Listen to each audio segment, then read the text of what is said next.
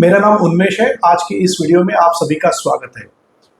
दोस्तों, आज बात करते हैं एक ऐसे सेक्टर की जिस सेक्टर के ऊपर सभी फंड मैनेजर्स ने अपना पूरा दांव लगा दिया है।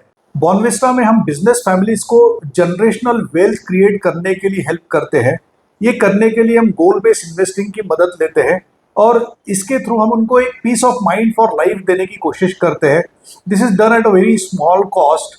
सो if you wish to be a part of this journey, do book a small consultation meeting with us. आपको डिस्क्रिप्शन में इसकी लिंक मिल जाएगी। क्यों फंड मैनेजर्स इस सेक्टर के ऊपर इतना भरोसा कर रहे हैं, जानते हैं आज की इस वीडियो में। दोस्तों, यूं तो हमारा इन्वेस्टमेंट पोर्टफोलियो हमारे रिस्क प्रोफाइल के हिसाब से होना चाहिए, हमारे जो आने वाले गोल्स हैं उन गोल्स के हिसाब से होना चाहिए, या हमारी जो टाइम फ्रेम है गोल की उसके हिसाब से होना चाहिए। इन सभी फैक्टर्स के ऊपर डिपेंड होके हमारा जो एसेट अलोकेशन है वो होना चाहिए, और उस एसेट अलोकेशन के बेसिस के ऊपर हमारा मॉडल पोर्टफोलियो क्रिएट होना चाहिए।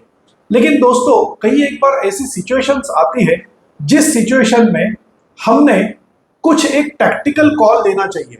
टैक्टिकल कॉल मतलब एक ऐसे फेवरेबल सेक्टर में इन्वेस्टमेंट या एक ऐसे फेवरेबल फंड में इन्वेस्टमेंट जो शायद आपके पोर्टफोलियो को थोड़ा सा बूस्ट देके जाए।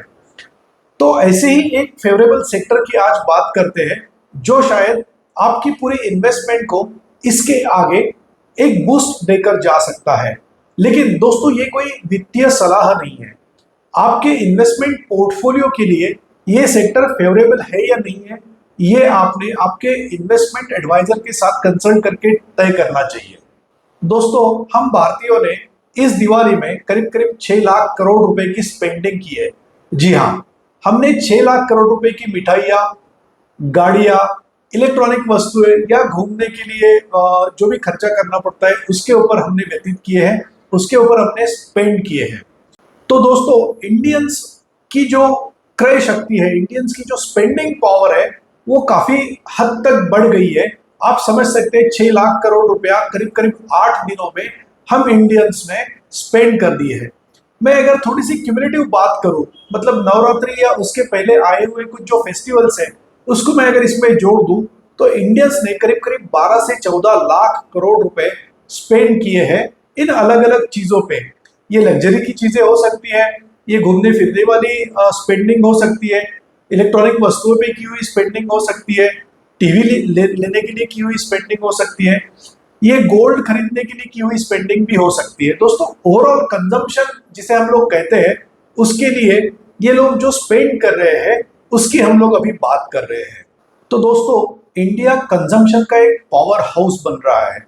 धीरे धीरे इंडिया के अंदर कंजम्पशन की एक ट्रेंड आ रही है, और क्यों ना हो, इंडिया एक फास्टेस्ट ग्रोइंग कंजम्पशन मार्केट है, जहां पर बाकी देश मलेशिया 3.4%, चाइना 5.8%, यूएस 6.3%, 6.3% की रेट से कंजम्पशन इनका बढ़ रहा है, वहीं पर इंडिया का कंजम्पशन 10.8% से बढ़ रहा है।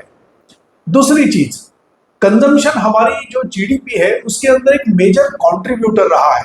फाइनेंशियल ईयर 2021 के अंदर ये जो कंट्रीब्यूशन था कंजम्पशन का वो 60.9% था, जो बढ़कर 25-26वें साल में 61.5% हो चुका है।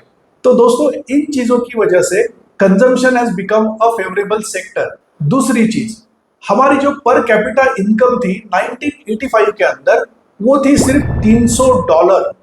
दोस्तों, ये बढ़कर 2024 में बन गई है करीब करीब $2500, और ये एस्टिमेटेड है कि 2030 में ये बढ़कर हो जाएगी करीब करीब $4250।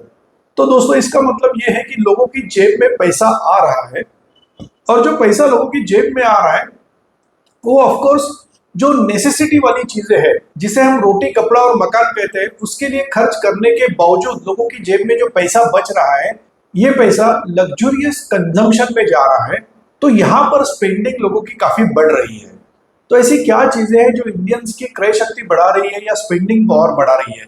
दोस्तों, कुछ फैक्टर्स मैं आपको बता रहा हूँ, आपकी स्क्रीन के ऊपर आ रहे होंगे। तो कंजम्पशन के लिए जो रीजंस है वो रीजंस है young population which believes in spending. Affluent class India के अंदर बढ़ रहा है। मैंने ऐसा बोला कि जो लोग रिच है वो लोग, उनका रिचनेस बढ़ते जा रहा है, उनकी आय बढ़ते जा रही है दिन ब दिन। इनकम इंक्रीज हो रही है लोगों की, इवन मिडिल क्लास और हायर मिडिल क्लास जो लोग हैं उनकी इनकम भी बढ़ते जा रही है। लोग आज की डेट में प्रीमियम प्रोडक्ट्स और प्रीमियम सर्विसेज खरीदना चाह रहे हैं। आपने ये ट्रेंड देखा होगा कि लोग ब्रांडिंग वस्तुओं की तरफ लोगों का कल ज्यादा है और लोगों का उसके तरफ इंक्लिनेशन ज्यादा है। ब्रांडेड वस्तुएं, ब्रांडेड सर्विसेज लोग आज की डेट में लेना चाह रहे हैं। जैसा आपने देखा होगा कि लोग ब्रांडेड वस्तुओं के अलावा आज की डेट में AC second class, AC first class में घूमना चाहते हैं। एयर टिकट्स, एयर से ट्रैवल लोग करना चाह रहे हैं। एयर टिकट्स निकालते वक्त भी लोगों का झुकाव जो है वो बिजनेस क्लास की तरफ काफी ज्यादा है। अगली चीज, टीयर 2 और टीयर 3 टाउन्स में भी लोगों की आय बढ़ी है, लोगों की इनकम बढ़ी है। इसकी वजह से वहां पर भी लोगों के कंजम्पशन पैटर्न्स काफी बढ़े हुए हैं। इसके अलावा आपने सुना होगा कि पिछले 8 से 10 महीनों में रिजर्व बैंक ऑफ इंडिया ने रेट ऑफ इंटरेस्ट कम कर दिए हैं, और चूंकि ये घटते हुए रेट ऑफ इंटरेस्ट ने लोन भी सस्ते किए हुए हैं, तो सस्ते लोन की वजह से लोग लोन लेकर भी खर्चे कर रहे हैं। जैसे घर लेना हो, इसके लिए भी लोन खरीदारी कर रहे हैं, और घर लेना भी एक कंजम्पशन हो सकता है। इसके अलावा ऑनलाइन एक्सेसिबिलिटी शॉपिंग की जो बढ़ रही है, हमारे पास में कई सारी की ऑनलाइन शॉपिंग वेबसाइट्स है। लोगों के लिए ऑनलाइन शॉपिंग करना 5 मिनट में आपके पास सामान पहुंच जाता है, 1-2 दिन में आपके पास सामान पहुंच जाता है। तो दोस्तों, ऑनलाइन शॉपिंग का एक जरिया बहुत आसान हो गया है, उसकी वजह से भी कंजम्पशन को बूस्ट मिला है। यहाँ पर एक डिफरेंस समझने की कोशिश करेंगे। कंजम्पशन में 2 टाइप्स आते हैं, एक होता है स्टेपल कंजम्पशन और दूसरा होता है डिस्क्रिशनरी कंजम्पशन। स्टेपल कंजम्पशन मतलब जैसे मैंने पहले बताया था, रोटी, कपड़ा, मकान, जो नेसेसिटीज है, जो हमारी नीड्स है, उसके ऊपर खर्चा करने वाला कंजम्पशन, तो इसे स्टेपल कंजम्पशन भी कहा जाता है। दूसरा होता है डिस्क्रिशनरी कंजम्पशन। डिस्क्रिशनरी कंजम्पशन मतलब हमारी वांट, जो हमारी जरूरतें नहीं है लेकिन हमारी इच्छाएं है, उसके ऊपर खर्चा किए जाने वाला पैसा। तो ये जो डिस्क्रिशनरी कंजम्पशन है, ये यूजुअली लग्जरियस चीजों के ऊपर या लग्जरियस सर्विसेज के ऊपर खर्चा किया जाता है।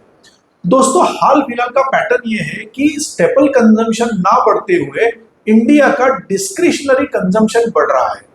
तो इस डिस्क्रिशनरी कंजम्पशन की वजह से जो न्यू एज वस्तुएं हैं, वो न्यू एज वस्तुओं का बाजार जो है वो काफी बढ़ रहा है। तो इंडिया आज की डेट में करीब करीब 30 ट्रिलियन रुपीस इन डिस्क्रिशनरी चीजों के ऊपर, मतलब लग्जरियस चीजों के ऊपर खर्चा कर रहा है। अगली वाली स्लाइड अगर आप देखोगे तो आपके इस स्लाइड में आपके समझ में आएगा कि रूरल सेक्टर में जो फूड के ऊपर कंजम्पशन 47% हो रहा है पर कैपिटा एक्सपेंडिचर का, करीब करीब 53% डिस्क्रिशनरी चीजों के ऊपर हो रहा है। अर्बन में तो ये जो रेशो है ये और भी स्क्यूड है, 40% स्टेपल कंजम्पशन हो रहा है, तो कम से कम 60% जो है डिस्क्रिशनरी कंजम्पशन हो रहा है। तो दोस्तों, कौन से ऐसे ड्राइवर्स हैं जिन ड्राइवर्स की वजह से लोग इन चीजों के ऊपर खर्चा कर रहे हैं? मैंने एक वीडियो इसके पहले बनाई थी, जो वीडियो शायद अगर आपने नहीं देखी हो तो उसे जाकर जरूर देखिए, ताकि आपको ये पता चलेगा कि लोगों की जेब में पैसा क्यों आ रहा है। तो दोस्तों, ये 3 चीजें हैं। उसमें से सबसे पहली है इंटरेस्ट रेट कट।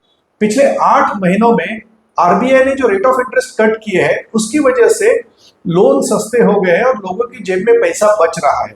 दूसरी चीज जो हाल फिलहाल में हुआ है वो GST rate cut. GST rate cut की वजह से काफी सारी वस्तुएं सस्ती हुई है, और इस सस्ते होने की वजह से लोग इसे खरीदना चाह रहे हैं। और तीसरी चीज जो लास्ट बजट में निर्मला सीतारमण जी ने किया था, वो है इनकम टैक्स के स्लैब 12 लाख रुपए तक बढ़ा देना।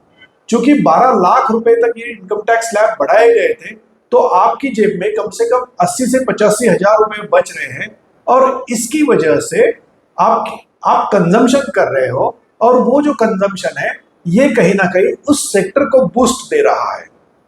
आप ये वीडियो जाकर जरूर देखिए। तो दोस्तों, ऐसी सिचुएशन में जब कंजम्पशन सेक्टर अच्छा कर रहा है, तो क्यों ना हो फंड मैनेजर्स इस सेक्टर के ऊपर दाव लगाए।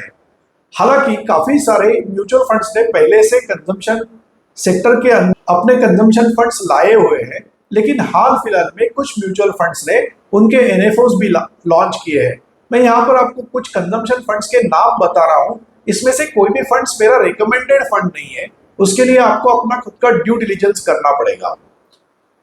तो इसमें है आदित्य बिरला का कंजम्पशन फंड, मिराई एसेट का ग्रेट कंज्यूमर फंड, एक्सिस का कंजम्पशन फंड, आईसीआईसीआई प्रूडेंशियल का भारत कंजम्पशन फंड, एसबीआई का consumption opportunities fund, Nippon India का कंजम्पशन फंड, टाटा इंडिया का कंज्यूमर फंड, आईसीआईसीआई प्रूडेंशियल का एक एफएमसीजी फंड है जो स्टेपल कंजम्पशन में इन्वेस्टमेंट करता है, कैनरा रोबेको का कंज्यूमर ट्रेड फंड, एचएसबीसी का कंजम्पशन फंड, मोतीलाल ओसवाल का कंजम्पशन फंड और इन्वेस्को इंडिया का कंजम्पशन फंड। ये मोतीलाल ओसवाल का कंजम्पशन फंड और इन्वेस्को इंडिया का कंजम्पशन फंड अभी हाल फिलहाल में आए हुए एनएफओज है। इसके अलावा बड़ौदा बीएनपी के पास भी एक कंजम्पशन फंड है। तो दोस्तों, अगर आप चाहते हैं कि आपके पोर्टफोलियो को आप कंजम्पशन फंड के द्वारा एक बूस्ट दे, अगर आपके लिए फेवरेबल बनता है, आपके लिए इन्वेस्टेबल ऑप्शन है, तो आप इसके बारे में जरूर सोच सकते हैं। दोस्तों, अगर आप कंजम्पशन फंड के बारे में और ज्यादा जानकारी चाहते हैं तो हमें जरूर संपर्क कीजिए और ये जो वीडियो है ये आपके उन दोस्तों के साथ शेयर कीजिए जो आपके साथ अलग अलग फंड्स के ऊपर चर्चा करना चाहते हैं, जो अलग अलग सेक्टर्स के बारे में जानना चाहते हैं, उनके साथ ये आप वीडियो जरूर शेयर कीजिए। हमारे चैनल को आप जरूर सब्सक्राइब कीजिए, नोटिफिकेशन आइकन दबाइए ताकि आपको वीडियोस के नोटिफिकेशंस मिलते रहे।